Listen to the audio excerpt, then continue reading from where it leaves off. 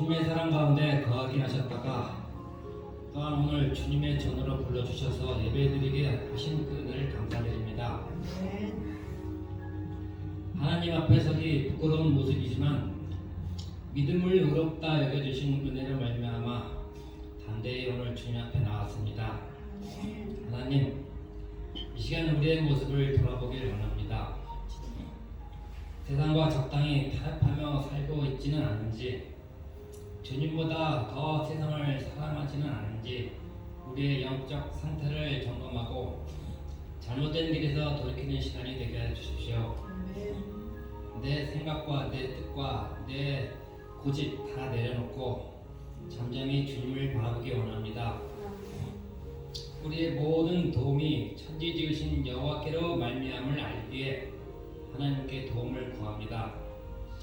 오늘의 예배를 통해서 염려와 걱정은 사라지고 몸과 마음이 회복되며 충만한 은혜를 모두가 받고 누리게 하여 주십시오. 아멘. 전능하신 하나님 아버지, 저희는 연약하고 부족하지만 주신 재능과 은사를 주님 나라를 위해 사용하게 하여 주시옵소서. 먼저 그 나라와 의를 구할 때 채워주심을 경험하며 살아 역사하시는 하나님의 능력을 경험하게 도와주시옵소서. 아멘. 결실의 기쁨을 허락하여 주시고 우리를 통해서 하나님의 나라가 확장되는 귀한 은혜가 있게 하여 주시옵소서. 아멘. 좁고 작은 그런 길일지라도 결단하고 갈 수 있으며 부딪히며 모든 일들을 믿음으로 또한 감사에 여기고 거룩한 길을 가게 하여 주시옵소서. 그로 인해 주님께서 부르시는 그날 주님 앞에 설 때 부끄러움 없게 해 주시고 아멘. 후회 없는 삶을 살게 해 주십시오. 아멘. 하나님 아버지, 지난주 말씀에서 주신 것처럼 우상에 절하지 않으며 불타는 불로 속에서도 보호를 받는 다니엘과 그 세 친구처럼 하나님께서 지켜주심을 믿으며 끝까지 굴하지 않는 하나님과의 관계 속에서 우리의 삶도 언제나 하나님을 의식하며 경외하며 동행하는 하루하루가 되어가길 원합니다. 아멘. 머리털 하나 그을리지 않는 그들의 하나님의 역사가 날마다 우리에게도 경험하게 되어 주십시오. 아멘. 하나님 아버지, 이 시간 마음을 열고 하나님 말씀을 듣기 원합니다. 이혜경 목사님이 전하시는 말씀이 사람의 말로 들리지 않게 도와주시고 진리의 말씀이 선포될 때 각자에게 주시는 말씀으로 듣고 그 말씀대로 순종하고 다짐하는 은혜가 있게 해주십시오. 아멘. 말씀이 오늘을 살아갈 양식이 되게 해 주십시오. 아멘. 말씀을 통해 우리가 더 성숙해지며 말씀으로 무장하고 승리하며 나가게 해 주십시오. 아멘. 오늘의 예배를 기쁘게 받아주시길 원하며 아멘. 거룩하신 예수님 이름으로 기도드립니다. 아멘.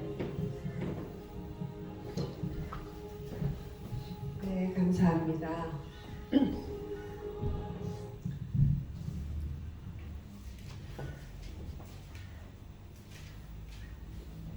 간판을 바꾸지 않았습니다.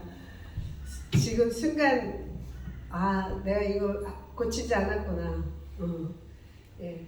우리 오늘은 동행 8번째이고 다니엘서 6장의 말씀을 가지고 우리가 나눌 건데요. 제목은 전에 하던 대로 하루 3번씩. 예, 이것이 이번 주 제목입니다. 풀무불 속에도 하나님과 동행은 지난주 말씀이었습니다.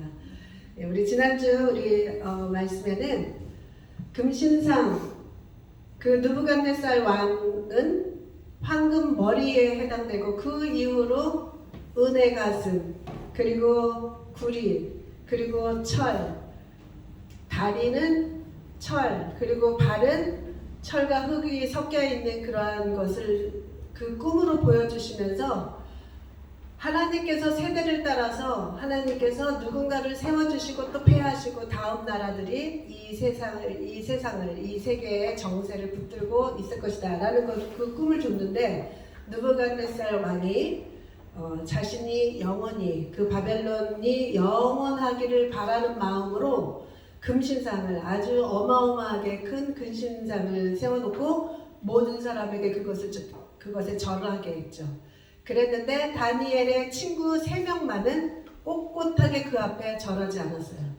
절하지 않는 사람에게는 풀무불 속으로 던져 불태워 죽이겠다라는 그 어명이 떨어졌음에도 불구하고 그곳으로 들어가기를 자처하고 차라리 풀무불 속에서 죽더라도 나는 절하지 않겠다 라고 하면서 정말 실제로 풀무불 속에 들어갔었던 이야기였죠.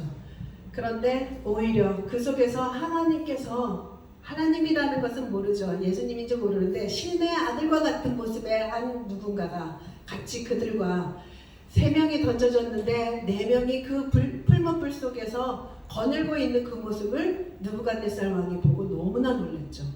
그리고 그 입술로 그 하나님을 찬양하고 너희 하나님이야말로, 또다시 한번 다니엘이 꿈을 해석해 줄 때 그 고백을 했었는데 또 한 번 그 하나님이 참 신이고 참된 신이다라는 것을 고백하게 됐죠. 이렇게 그래서 우리 그 말씀을 함께 나눴었고요. 그리고 오늘은 그 6장으로 뛰어 넘어가 버립니다. 4, 5장은 안 해요. 지금 현재로 그 시리즈 자체가 동행이라는 주제로 우리가 함께 하기 때문에 6장으로 넘어갑니다. 근데 그 사이에 무슨 일이 벌어졌는가? 6장으로 넘어가면 이제는 바벨론이 통치하던 그 세계 정세를 그 패권을 쥐고 다스리던 때가 지나서 이제는 메대 왕이 잡은 때예요. 메대 바사. 그래서 메대는 짧게 있고 그 다음에 페르시아, 바사라고 하는 것이 페르시아거든요. 페르시아, 오늘날로 말하면 이란이죠. 그래서 요즘에 이란 사람들이 스스로 자신들이 이란 사람이라고, 이란이라고 하지 않고 페르시안이라고 얘기한대요. 그러니까 그 페르시아가 그 어마어마하게 화려했던 그 시절의 그 영화를 기억하고 자신들이 페르시안 사람이 되기를 원하는 마음이 있나 봐요. 그래서 페르시안이라고 얘기도 한다는 거죠. 페르시안 하면은 카페트 생각나고 페르시아 고양이 생각나고 그러죠. 근데 하여튼 이제 세계 정세가 이렇게 계속해서 변해가고 있는 건데 6장에서는 바로 메대 바사, 메대는 살짝 지나가요. 메대와 바사는 결혼 관계로 인해서 같은 나라라고 쳐도 돼요. 그래서 나중에 페르시아가 바벨론을 완전히 멸망시킬 때 메대도 같이 그 왕도 폐위시키고 페르시아가 완전히 잡죠. 바사 왕이. 그런데 지금 6장으로 넘어가면 메대 왕의 다리오라고 이렇게 나오는데요. 그 이전에 4장과 5장에서 일어난 일은 바벨론의 그 왕들, 정신 아직 못 차린 그 왕들, 그들의 그 교만을 하나님께서 어떻게 꺾어주셨고 어떻게 하나님께서 이 세상의 통치권을 내가 주기도 하고 빼앗기도 하고 나라를 세우기도 하고 패하기도 하는 절대 주권을 내가 주었다라는 것을 보여주는 그런 장면들이 4장과 5장에서 나와요. 그러니까 굉장히 긴 거죠. 한 장에서는 느부갓네살, 4장에서는 느부갓네살 왕에 대한 이야기, 그 다음에 5장에서는 그의 아들의 이야기예요. 네, 그 사이에 어떤 아들이 또 하나가 있다라고 하는데 이 성경에서 나와 있기로는 벨사살 왕이 마지막 왕으로 나와 있고 느부갓네살 왕의 아들로 나와 있습니다. 그래서 느부갓네살 왕은 그런 것을 경험했는데도 불구하고 하나님이 정말 통치한다라는 것을 다니엘의 그 꿈의 해석이나 뭐 이러한 것들을 통해서 다 알았는데 훗날에 자신의 막 세력이 더 커지고 예루살렘까지도 이제 다 정복하고 나오고 하니 얼마나 자신감이 있었겠어요. 그러니까 자신이 너무나 그 모든 것들을 자기 자신이 통치하고 자기 자신이 그것을 쥐었다라고 생각을 하는 거죠. 그래서 하나님께서 그에게 꿈을 다시 한번 줘요. 꿈을 주면서 그 꿈에는 정말 들짐승과 함께 들짐승처럼 살아가는 7년이라는 시간을 살아가게 될 것이다 라는 것을 그 꿈을 꾸고도 다니엘을 불러서 이게 무슨 의미냐 물어보고 알게 됩니다. 그래서 정말 실제적으로 그러한 시간을 갖게 돼요. 정말 나중에 회복되었을 때는 정신이 맑아지는 거를 통한 그 말이 나와 있는 거 보면은 그러니까 약간 머리도 이상해진 것 같아요. 그러니까 들짐승처럼 풀을 뜯어먹고 막 손톱은 자라고 머리카락은 그러니까 완전히 미친 사람의 모습인 거죠. 7년을 그렇게 살다가 회복이 되면서 정말 이 사람이 여호와 하나님에 대한 신앙 고백을 또 하게 됩니다. 신앙 고백을 한두 번 한 게 아니죠. 이번에 또 해요. 그랬는데 이제 5장에 와서 벨사살 왕이 이제 아들인데 이 아들이 아버지의 그런 이야기들을 들었음에도 불구하고 훗날에 모든 왕후들과 그리고 막 고관들을 다 불러서 파티를 여는데 거기에서 어떻게 하면 자신의 그 위치가 더 높아 보일까라는 그러한 것 때문에 그랬는지 예루살렘 그 성전에서 가지고 온 금과 은과 이 모든 성전의 거룩한 그 기물들 가지고 술을 마시는 거예요. 술잔 사는 거예요. 이들의 그 자신들의 주흥을 위해서 하나님 성전에 있는 그 술잔을 가지고 나와서 그 금술잔에 술을 마시고 그 금그릇과 은그릇들을 다 사용하는 자신들의 그 유희를 위해서 그렇게 사용하는 때였는데 벽에 손가락이 나타나서 어떤 글씨가 쓰여져요. 그 손가락을 그 사람만 보았겠죠. 그 벨사살 왕이 그것을 보고 막 무릎이 절덜덜덜 떨리고 두려워서 그럴 때 이제 또다시 다니엘이 와서 그 이야기 그게 무슨 뜻인가 쓰여있는 내용은 메네메네 데겔 우바르신이라고 쓰여있는 그 말인데 그 의미를 해석을 해줍니다. 하나님이 이미 왕의 나라의 시대를 세워서 이제 끝이 났습니다. 이 의미예요. 당신은 저울에 달아보니 자격이 미달되었습니다. 이런 의미가 있고 그리고 베레스라는 것은 나라가 나뉘어서 메대와 바사에게 넘어갔습니다. 이미. 자, 이런 의미를 해석을 해줍니다. 그리고 죽어요. 이 왕은.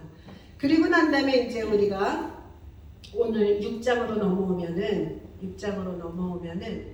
자, 우리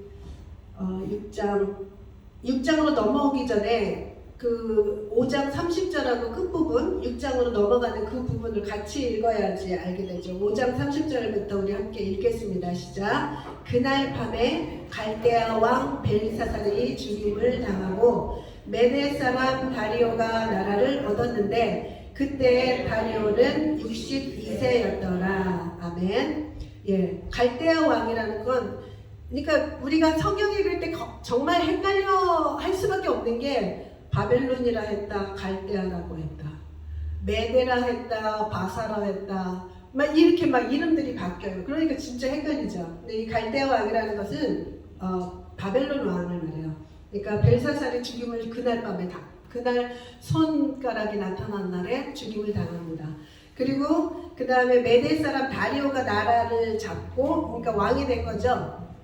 메데 사람이에요. 그리고 6장 1절에 뭐라고 되어 있냐면 시작. 다리오가 자기의 뜻대로 고관 120명을 세워 전국을 통치하게 하고 그래요.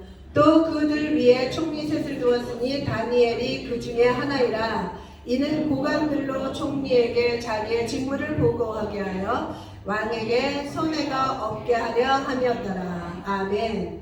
예, 120명의 그 전국의 그 도에다가 도를 말하는 거죠. 그 도에다가 사람을 세워놓고 거기에다가 3명의 총리를 둬서 그 고관들을 다스리게 했는데 그 중에 한 명이 다니엘이 들어갔다라는 거죠.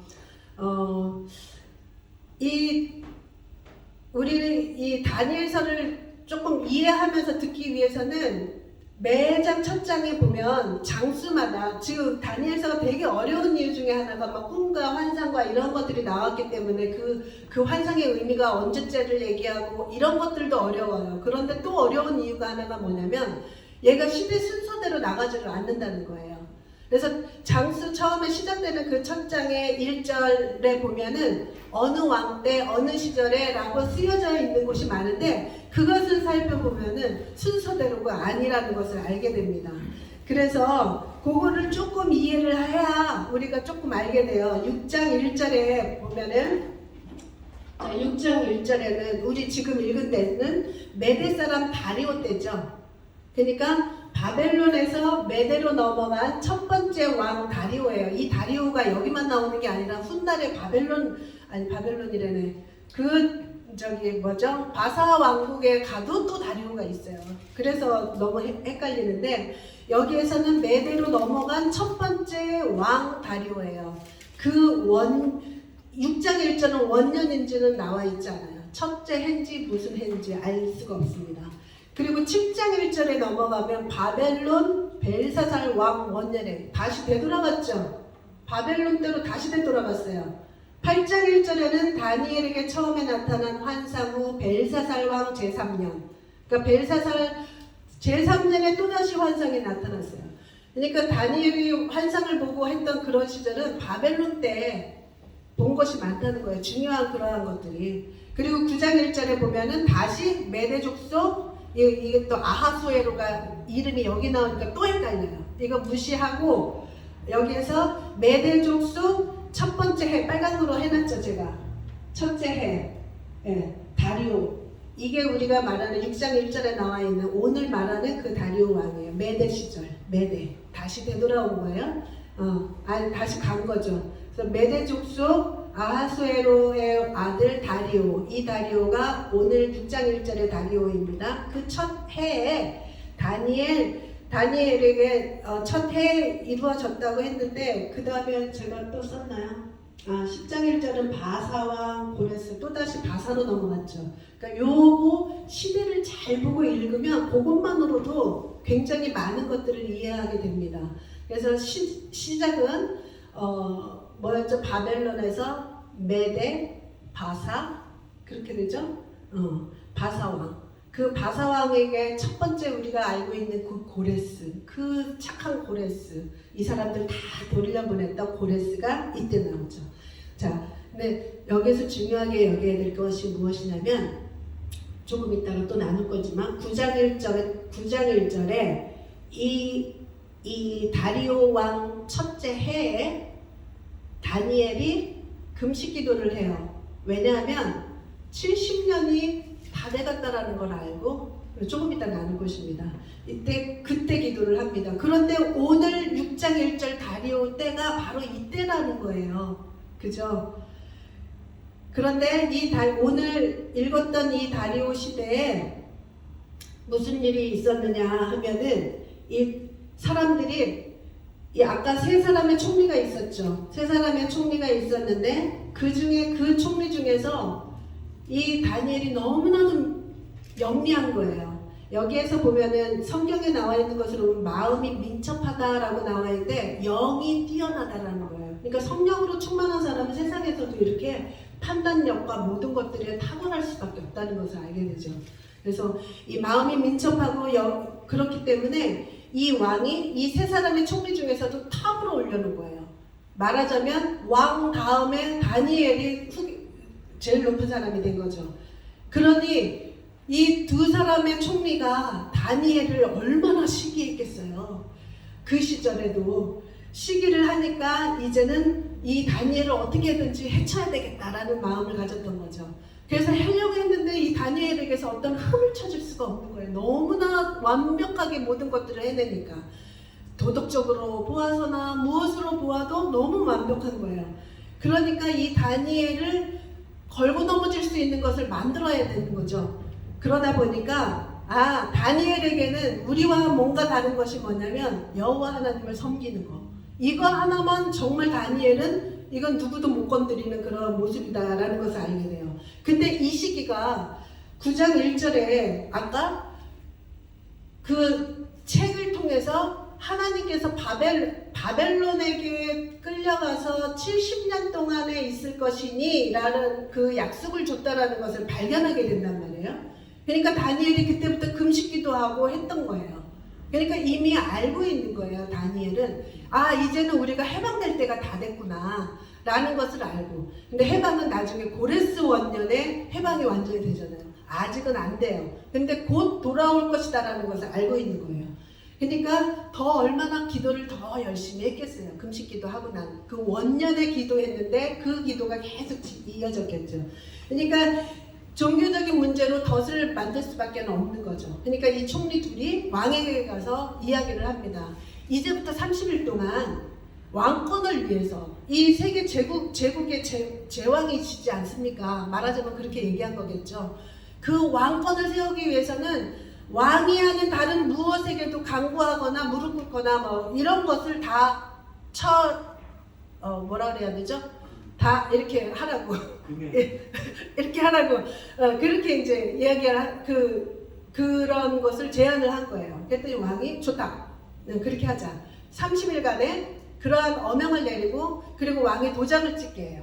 왕의 도장을 찍으면 왕도 그 다음에 이거 번복할 수 없도록 하는 거죠. 완전하게 철저하게 이 덫을 만들려고 한 거예요. 그래서 누구에게도 절하지 못하게, 그러니까 간구하지 못하게, 기도하지 못하도록 하는 거죠. 왕이 아니고서는 이것을 이제 했었던 거죠. 이렇게 고의적으로 덫을 잡아놓고 다니엘이 거기에 걸릴 수밖에 없는 상황으로 만들어가고 있는 거죠. 근데 우리 이제 마지막 때가 되면은 정말 그런 일들이 많을 것 같아요. 지금 막 이렇게 뭐 동성애로 이것이 죄다라고 얘기하면 뭐 이제 법적으로 접촉이 되느니 이런 이야기들이 많이 있잖아요. 그리고 실제적으로 그것으로 인해서 많이 어떤 목사님들은 정말 감옥에 가기도 하고 그랬어요. 그것처럼 정말 그러한 것들이 참 불법이 아닌 것이 불법이 되는, 진리가 불법이 되는 그러한 세상이 이제 올 것인데 이때 이랬다는 거죠. 그런데 다니엘이 어떻게 했는가? 친구들은 세 친구들은 지난주에 절하면 안 되는 곳에 절하게 한 것을 그 명을 거절하고 풀목불에 들어갔죠. 그런데 다니엘은 절하라고 하는 곳에 절하지 아니 거꾸로구나. 거꾸로구나. 절하라고 하는, 왕에게만 절하라고 하는 곳에 절하고 하지 말라고 하는 곳에 이 다니엘이 이제 절을 한 거예요. 자, 다니엘 6장 10절 한번 읽어보겠습니다. 시작. 다니엘이 이 조서에 왕의 도장이 찍힌 것을 알고도 자기 집에 돌아가서는 윗방에 올라가 예루살렘으로 향한 창문을 열고 전에 하던 대로 하루 3번씩 무릎을 꿇고 기도하며 그의 하나님께 감사하였더라. 오늘 제목이 전에 하던 대로 하루 3번씩.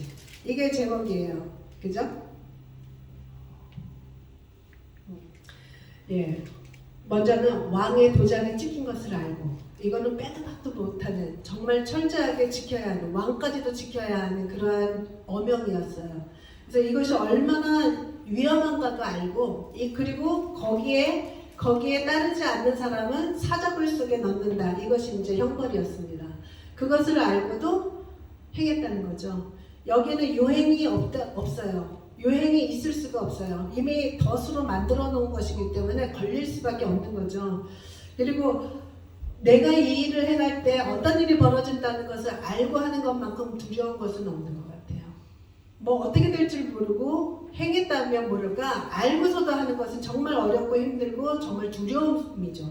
근데 예수님이 십자가 지실 때 알고 지셨잖아요. 제가 항상 그게 얼마나 두려웠을까. 실제적으로 자신은 그것을 다 알고 있었잖아요. 그것처럼 다니엘도 내가 이 일을 행하면, 하나님 앞에 절을 하면, 그대로 과거에 했던 대로 해왔다 하면, 내가 걸리기만 한다면 어떻게 되는 줄 너무나 잘 아는 거예요. 그런데도 불구하고 자신의 그 의지를 가지고, 나는 그러니까 이것이 뭐 밀려서도 아니고 내 의지를 가지고 하나님 앞에 기도하는 그 행위를 멈추지 않았다는 거죠. 자신의 마음의 결단을 가지고 했다는 것을 알게 되는 거죠. 그리고 또 하나는 창문을 열고, 몰래 하지도 않았어요. 이것도 어떻게 보면 창문 닫고 그냥 몰래 해서 누군가가 증거를 삼을 수 없도록 할 수도 있을 텐데, 창문을 열고 그 예루살렘을 향해서 절을 했다는 거죠. 그러니까 더 가까이, 더 그 실제적인 그러한 것을 느끼면서 절하고 싶어서 그랬겠죠. 그곳에 절을 하며 기도를 했었다는 거예요. 그러니까 그 금식 기도를 통해서 하나님께서 그 금식 기도하는 부분을 읽어보면 어마어마한 하나님의 그 사인과 앞으로의 어떤 일들이 일어날 것인지, 다니엘이 진짜 그야말로 감당치 못할 일들까지도 이야기해 주십니다. 그렇기 때문에 이것을 더 이상 창문을 닫고 몰래 할 일이 아닌 거예요. 다니엘에게는 이거는 하나님이 정해진 뜻이고 하나님께서 이루실 것을 너무나 잘 알기 때문에, 그래서 숨어서 하지 않고 창문을 열고 했다라는 거예요. 누가 봐도 상관없다 이거죠. 자신의 목숨을 내놓는 거죠, 이것이. 그리고 전에 하던 대로 3번씩, 이것도 대충 하지 않았어요. 하던 대로 했다는 거예요. 그러니까 전혀 요동치 않고 변동하지 않고 어떤 두려움도 없이 자신이 해왔던 그 일들을 그대로 행했다는 것을 알게 돼요. 이 부분을 읽으면서 요나에게 하나님께서 너 니느웨로 가라, 가서 전하라고 할 때 그것을 거절하다가 계속 거절하다가 나중에 붙잡혀서 그곳을 갔을 때 이 사람이 이 선지자가 행했던 게 뭐예요? 사흘길의 그 먼 거리를 단 하루 만에 휙 돌아버렸다는 거. 휙 돌면서 도대체 무슨 소린지 알 수 없게 휙 돌아버린, 그냥 후딱 해버린 거죠. 그러니까 하라고 하니까. 근데 이 다니엘은 그러지 않았다는 거예요. 하루에 3번씩 계속해서 똑같이 지금까지 해왔던 그대로 그렇게 과하게도 하지 아니하고, 과하게 하는 건 또 뭐가 있는지 알아요? 두려움. 그래요. 지금까지 3번 했던 걸 막 5번, 10번 하는 거예요. 왜냐하면 체면 거는 거야. 하나도 안 무서워, 하나도 안 무서워 하면서 그런 마음도 있을 수 있어요. 그런데 다니엘은 그냥 담담히 지금까지 해왔던 그대로 누가 나를 어떻게 하든 상관없이 그 자리에서 하나님께 기도했었던 그 모습을 볼 수가 있었어요. 예. 아까 우리 9장 1절 한번 다시 보면은 아까 얘기한 거죠. 이때가 언제였냐? 이미 이제 그 예레미야의 예언을 자신이 책을 통해서 알고, 이제 곧 하나님께서 우리 민족을 해방시킬 때가 왔구나, 70년이라는 그 세월이 이제 다 가겠구나 라는 것을 알게 되는 거죠. 그래서 9장 2절에 보면 곧 그 통치 원년에 나 다니엘이 책을 통해 여호와께서 말씀으로 선지자 예레미야에게 알려주신 그 연수를 깨달았나니 곧 예루살렘의 황폐함이 70년 만에 그치리라 하신 것이라. 이렇게 정확하게 알고 기도하고, 그리고 그 기도를 계속해서 이어갔던 것이죠. 그러니 사단이 이 기도를 하게 하겠느냐고요. 하나님의 뜻이 이루어지게 하겠느냐고요. 그러니까 어떤 방법을, 그 질투심이라는 것을 통해서 이 다니엘의 기도를 멈추게 하고 싶었던 거죠. 그런데 다니엘은 그것에 굴하지 않고 계속해서 기도했던 것을 볼 수가 있습니다. 끝까지 멈추지 않고 끝까지 갔었던 것, 이것을 볼 수가 있어요. 그리고 당연히 다니엘은 사자굴로 들어갔죠. 사자굴로 들어갔어요. 당연히 걸리죠. 창문까지 열어놓고 매일매일 3번 하는데 어떻게 안 걸리겠어요. 그래서 사자굴에 들어갔지만 이번에도 마찬가지로 하나님께서 사자의 입을 막아주시고 다니엘을 상하지 않게 했다는 것을 우리가 성경을 통해서 압니다. 정말 하나도 그 예배를 포기하지 않고 기도를 포기하지 않은 그 다니엘을 그 사자의 입 속에서 구원해 주었다는 거예요. 그런데 그리고 난 다음에 그때 그 다리오 왕은 정말 다니엘을 사랑했고, 왜냐하면 그의 능력을 아니까 사랑했기 때문에 다리오 왕은 막 안절부절 난리가 났던 거죠. 여기 보면은 6장 18절에 보면은 왕이 자신의 궁에 들어와서, 이제 다니엘은 사자굴에 들어갔어요. 밤이 새도록 금식하고 그 앞에 오락을 그치고 잠자기를 마다하니라. 그러니까 이 왕이 잠도 못 자요. 그리고 그렇게 술을 즐기던 그 술도 안 먹어요. 아무것도 안 해요. 정말 그 하룻밤을 온전히 날밤을 샜던 것을 이야기해주고 있죠. 그리고 난 다음에 새벽에 동이 트자마자 다니엘에게 달려가서 다니엘아, 너가 살아있느냐? 너의 하나님이 살려주셨느냐라고 물어보죠. 그랬는데 살아있는 거예요. 얼마나 놀라웠겠어요. 얼마나 놀라웠겠어요. 그래서 다니엘은 나왔고, 그리고 다니엘을 고소했던 그 사람들은 오히려 그 사자굴에다가 넣었습니다. 그러자마자 그 사자는 그 배고픔을 참고 다니엘을 먹지 못하고 그 입을 막아놨으니, 하룻밤을 굶었으니, 그 맛있는 음식 앞에서 있었으니 얼마나 고팠겠어요. 들어가자마자 그냥 뼈를 다 부쉈다는 거잖아요. 이것처럼 정말 이렇게 하나님께서 다니엘을 그 사자굴 속에서 그 입을 막아주시고 다니엘을 구해주셨습니다. 그리고 이 다니엘서 6장 26절인가요? 26절에서 27절의 말씀에서 보면은 이 왕이 정말 하나님께 경배를 해요. 그리고 이 세상의 신들 중에 최고의 신이고 모든 사람들이 이 신을 경배하라고 얘기를 해요. 완전히 국가의 종교가 바뀐 것 같아요. 로마가 기독교를 국교로 한 것처럼, 그런 것처럼 거기에 상급하는. 그렇기 때문에 훗날에 고레스 왕이 이들의 성전도 짓게 하고 하는 그런 것들이 있지 않았을까 싶어요. 물론 이제 유아정책으로 모든 사람에게 했지만, 이 말씀을 보면서 정말 이 다니엘이 물론 이 하나님의 뜻이 그 거룩하신 뜻과 이 민족에게 향한 하나님의 그 큰 뜻이 있었어요. 그런데 이런 것만이 아니라 우리의 삶 속에서도 하나님은 뜻하고 계시는 바가 있습니다. 우리를 불러주시고 우리를 예배 가운데 오게 하신 우리들의 각자의 삶 속에서 하나님이 이루시고자 하시는 것들이 있다는 거예요. 그랬을 때 우리는 정말 때로는 이렇게 덫을 놓기도 하고 사단의 그 공격이 있기도 하고 어떠한 경우를 통해서도 그 너머를 볼 수 있어야 돼요. 무엇이 나를 넘어지게 하는가, 무엇이 나를 기도를 멈추게 하고 내 예배를 멈추게 하고 나의 신앙생활에 가고 있던 길들을 막고 있는가, 이 너머를 봐야 된다는 거죠. 그런데 이 다니엘처럼 하루에 3번도 포기하지 않았다는 거죠. 한 번으로 줄이지도 않았어요. 근데 우리는 일주일에 한 번 주일날에 오는 것도 사실은 포기를 쉽게 해요. 그죠? 그러니까 이런 것들을 한번 생각해 보면서 우리 모두가 정말 늘 이야기하듯이 다니엘은 특별한 사람이 아니다라는 거예요. 이러한 것들을 통해서 특별한 사람이 되어간 것이지. 그래서 우리의 삶 속에서도 이러한 것들을 잘 보면서 내 삶에 가고 있는 길을 막고 있는 것들을 어떠한 사안들이나 누구나 무엇이나 이것만 보지 말고 그 뒤에서 누가 역사하는가를 봐야 된다는 거예요. 내가 나를 향한 하나님의 그 뜻이 이루어지는 것을 막으려고 하는 그것이 있다는 거죠. 그래서 우리 먼저는 매일매일 하던 그대로 3번씩 절을 했다라는 그 말을 보면서 우리에게도 신앙의 루틴이 있는가를 한번 살펴봤으면 좋겠어요. 신앙의 루틴을 우리가 정해놓고 정말 그 루틴이 있는 것이 얼마나 어느 때는 형식적으로 변질해 갈 수도 있지만 이 루틴이 정해지면 처음에는 습관이 들여지기 어렵지만 습관이 되면 그 다음부터는 그게 능력이 된다는 것을 알아야 된다는 거죠.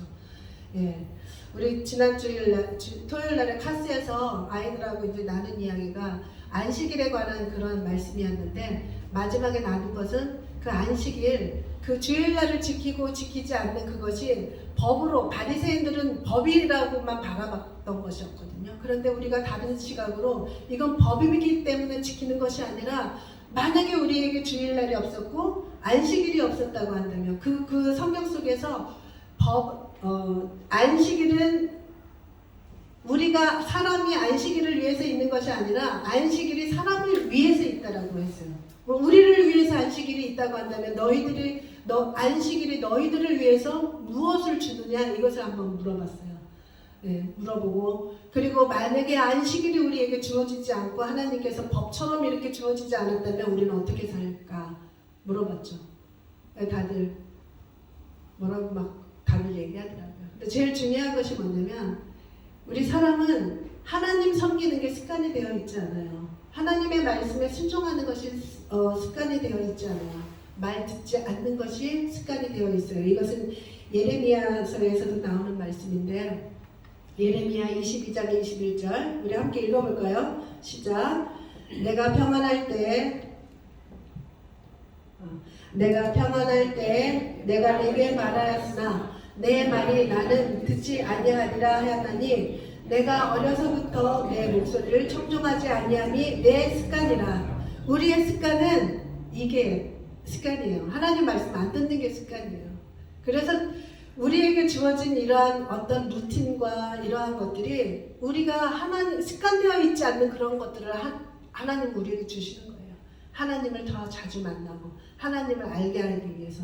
그렇기 때문에 꼭 우리에게는 그런 신앙의 루틴을 정해놓고 정해진 그 루틴을 어떻게 하든지 이들은 사자굴 속에도 들어가고 풀무불에도 들어간 것처럼 우리도 그러한 각오로 루틴 하나 내가 정해놓은 것이 있다면 그것을 꼭 지켜나가도록 진짜 어쩔 수 없는 경우에는 할 수 없는데 그렇지 않고 쉽게 포기할 수 있는 그런 것들을 내가 스스로 열어놓지 말자는 거죠. 그래서 정해진 그 습관들을 우리가 따라서 살아가다 보면 내 신앙생활이 조금은 쉬워져요. 하나님 만나기도 쉬워지고 그렇다 보면 하나님을 더 경배하게 되고 더 사랑하게 되는 그러한 것들이 있는 거죠.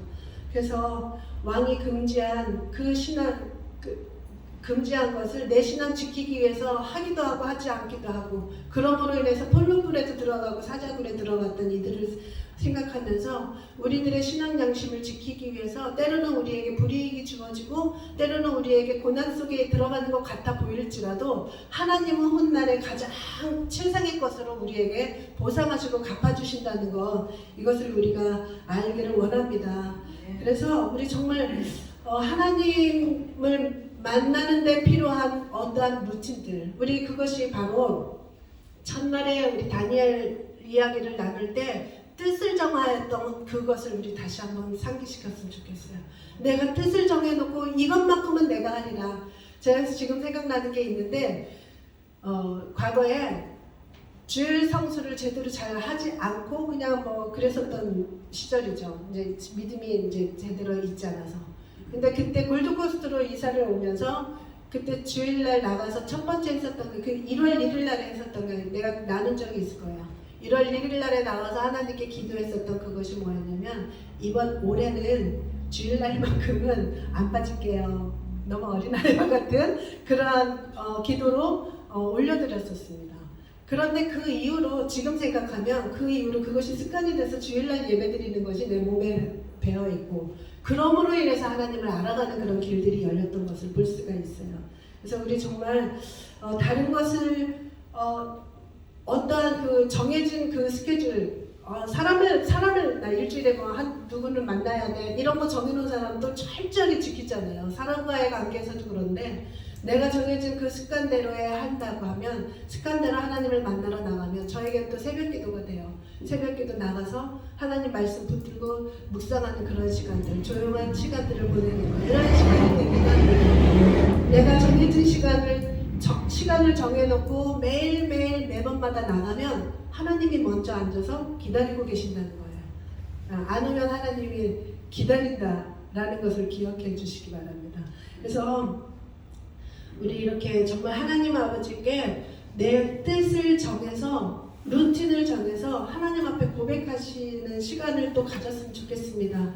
그리고 어떤 상황에서도 물론 정말 어쩔 수 없는 그러한 상황이 아니라면 하나님, 나 이것만큼은 하나님 앞에 내 신앙의 그 길로서 루틴으로 정해서 아버지 하나님께 드리는 그런 시간과 만남의 그런 것들이 되기를 원합니다.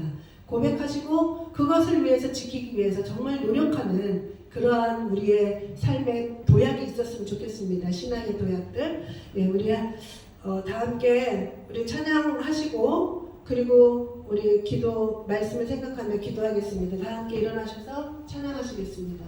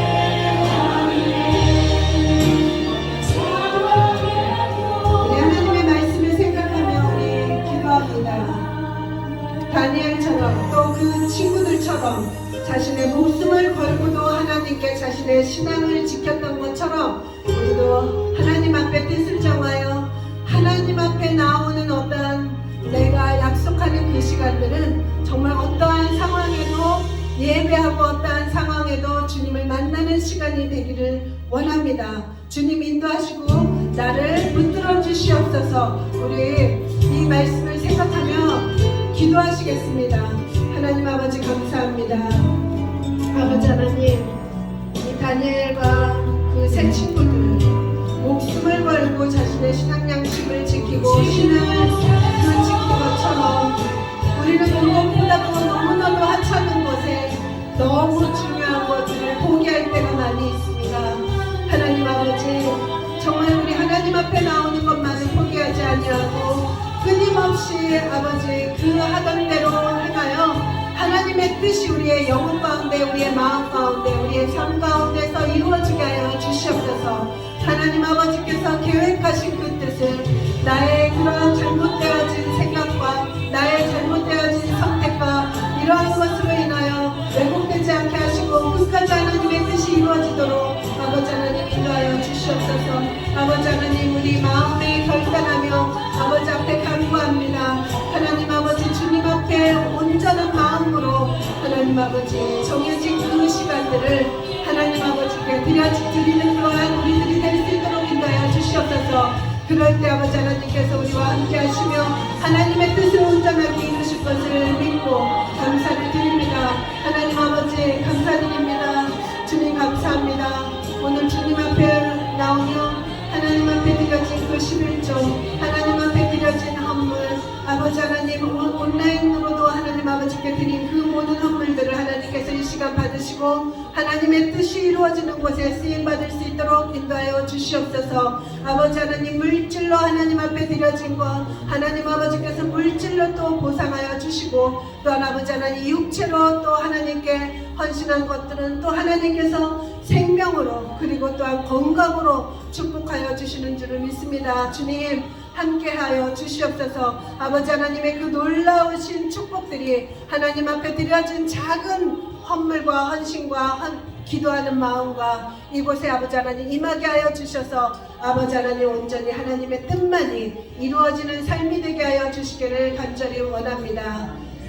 이제는 우리 주 예수 그리스도의 은혜와 하나님의 크신 사랑과 성령님의 역사하심, 동행하심이 이제 어떠한 상황에도 주께 예배하고 어떠한 상황에도 내가 하나님 앞에 드려졌던 그 습관들을 버리지 아니하고 멈추지 아니하고 끝까지 이루어 나가기를 간구하고 또 고백하고 하나님께 도움을 요청한 이곳에 모인 하나님의 자녀들 위해 영원토록 함께 할지어다. 아멘. 아멘. 자리에 앉아주시기 바랍니다.